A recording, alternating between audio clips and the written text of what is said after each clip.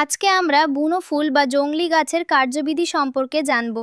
এই গাছটির বৈজ্ঞানিক নাম অ্যাজারাটাম কনিজোয়েডস।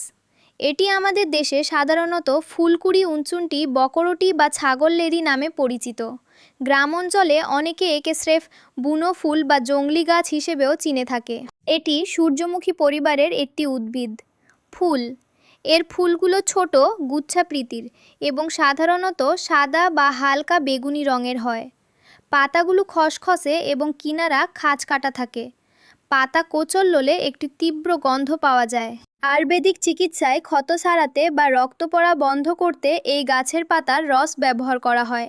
তবে এটি গবাদি পশুর জন্য বিষাক্ত হতে পারে, তাই সাবধান থাকা ভালো। এতে অ্যান্টিব্যাকটেরিয়াল উপাদান থাকায় এটি ক্ষত দ্রুত শুকাতে সাহায্য করে। চুলকানি বা একজিমার মতো সমস্যায় অনেক সময় এর পাতার রস ব্যবহার করা হয়। এই গাছের পাতায় এমন কিছু রাসায়নিক থাকে যা অনেক ক্ষতিকারক পোকা দূরে রাখে। অনেক সময় জৈব কীটনাশক তৈরিতে এটি ব্যবহার করা হয়।